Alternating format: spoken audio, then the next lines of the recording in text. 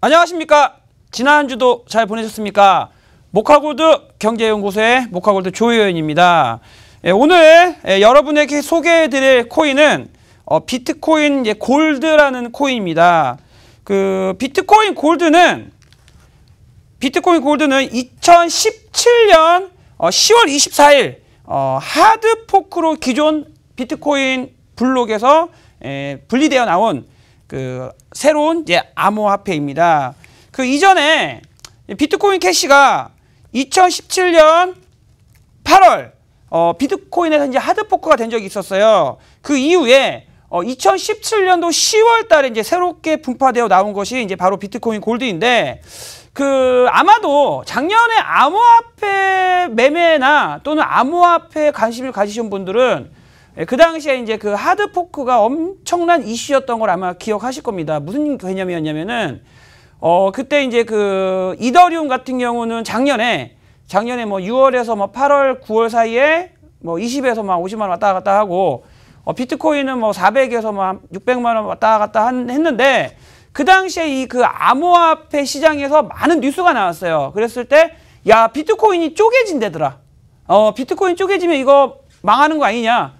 뭐 그런 얘기들이 많이 나와서, 이게 하드포크가 이제 악재처럼 막 들리기도 했는데, 이 막상 하드포크를 경험을 해보니까 이 비트코인 갖고 있는 사람에게 뭘 하나씩 더 주는 거예요.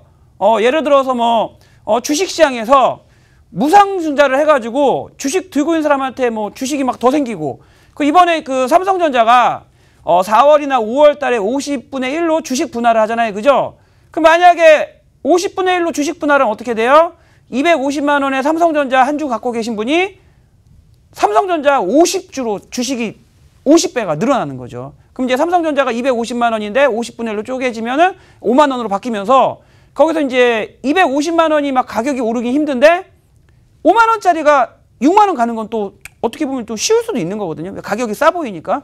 그래서 그 예전에 그 암호화폐 시장에서 이런 하드포크가 이슈가 생겼을 때 이 암호화폐를 매매하거나 또는 관심이 갖고 계신 분들이 굉장히 많이 걱정을 했었는데, 막상 하드포크가 실행이 되니 비트코인 갖고 있다고 하나씩 더 주니까 오히려 그 당시에 이 비트코인의 인기가 엄청 올라갔습니다. 그래서 비트코인 캐시 하드포크 되니까 또 뭐 선물 주고, 또 그리고 이제 비트코인 골드 또 하드포크 되니까 또 골드 또 주고, 또 이런 게 상장이 됐는데 나오자마자 막 50만 원씩 막 돈 되고, 그러니까는 이제 이 암호화폐를 들고 있으면 이제 배당 받는 것처럼 돈이 뭔가 보너스가 하나씩 들어오나 보다. 그래서 이 하드포크 때 보너스로 더 주는 거 받으려고 막 웃돈 붙어가지고 사면서, 그 당시에 뭐 이더리움이나 비트코인 가격이 폭등했었던 적이 이 방송을 하면서 또 여러분에게 또 같이 얘기할 수 있는 그런 얘기가 되는데, 자, 그래서 그 이 암호화폐 시장에 여러 가지가 이슈가 나오는데, 처음에는 뭐 악재처럼 들리지만 또 시간이 지나면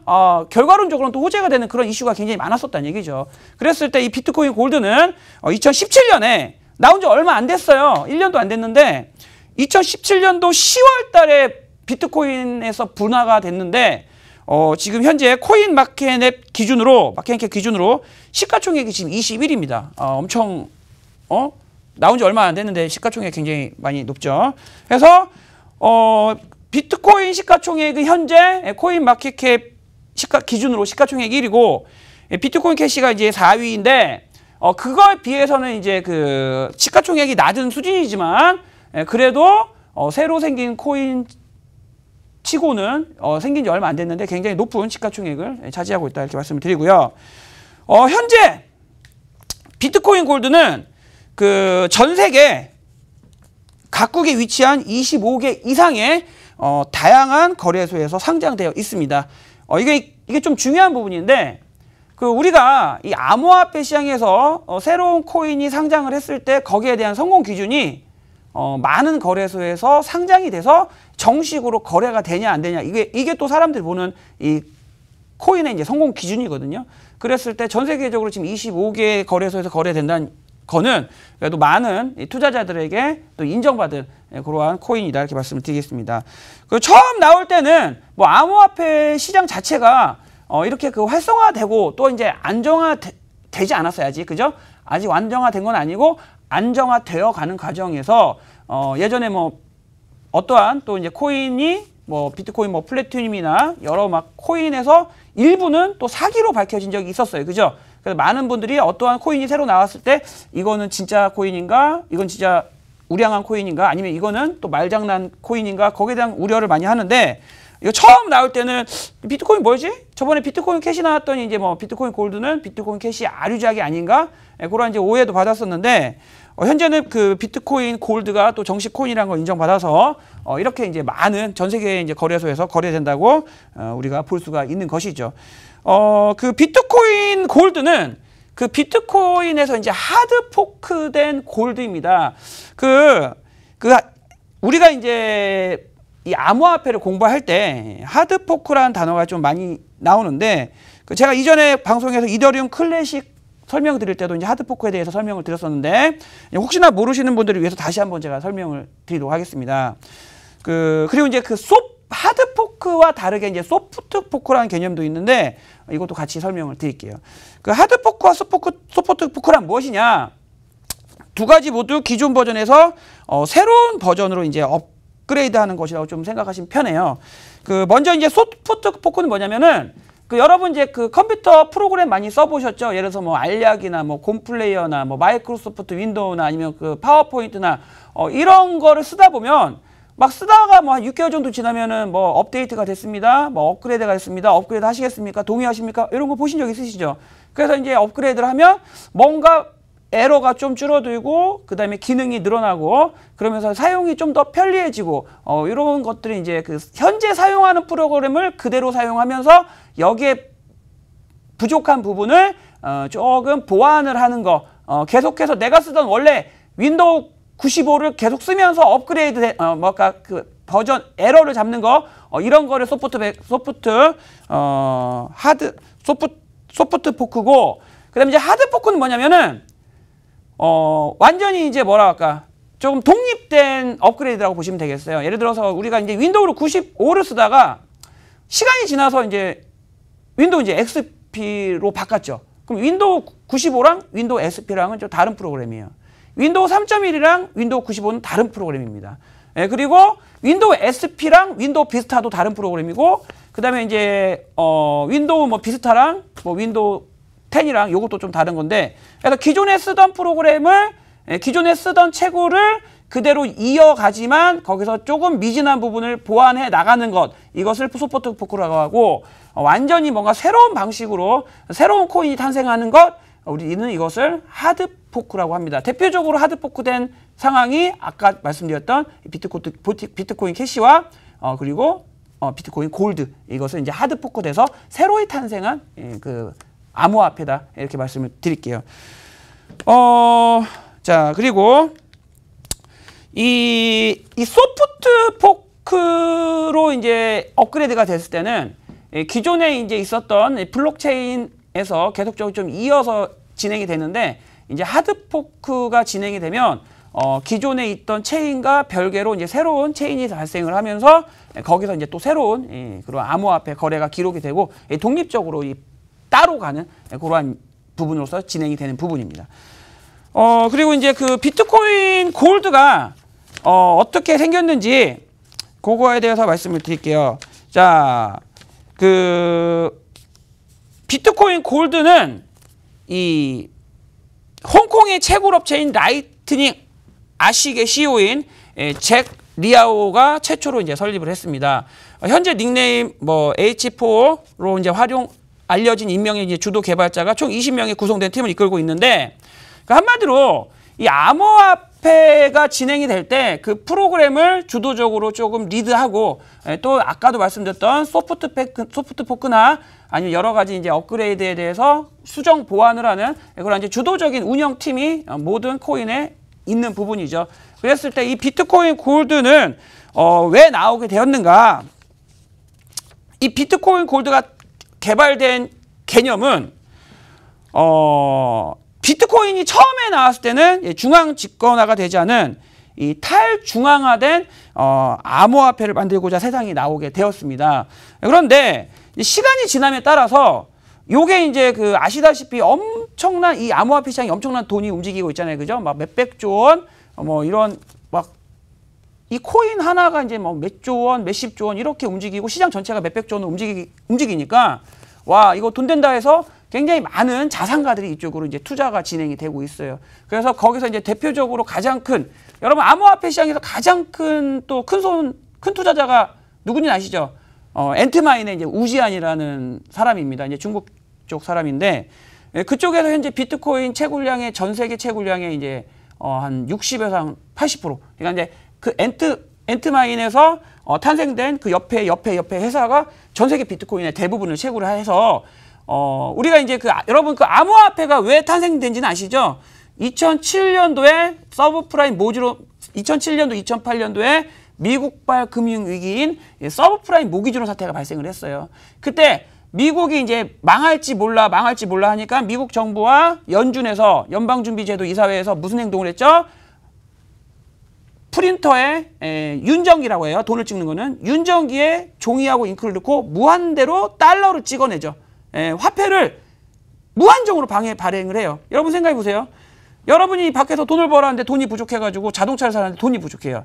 집에 레이저 프린터에다가 종이 넣고 5만 원권을 무제한으로 뽑아가지고 차 살 때 갖다 서 주면 그게 결제가 가능합니까? 됩니까? 그 범죄죠. 근데 미국 정부는, 미국 연방준비제도 이사회는 돈 필요하다고 달러를 무한대로 찍는데, 이게 전 세계적으로 방글라데시는 돈 찍어내면은 나라가 망하고 인플레이션이 하늘을 찌르고, 미국이 돈 찍는 거는 허용이 되고, 이게 굉장히 불공평하다는 거죠. 그래서 사토시라는 사람이, 나카모토 사토시라는 사람이 이거 문제가 있다. 이거 강대국이라고 종이에다 돈 찍어서 무한정 찍는 거는 이게 도대체 무슨 행동이냐.